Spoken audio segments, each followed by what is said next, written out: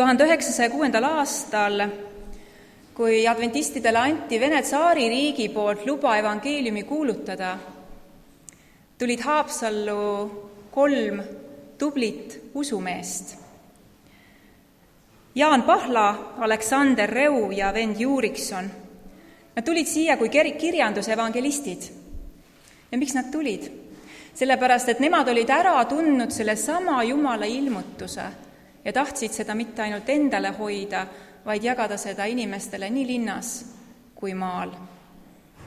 Ja juba poole aasta pärast moodustuski esimene piibliõppijate grupp ja sellest veel edasi poole aasta pärast ristiti esimesed 6 inimest adventkogudusse.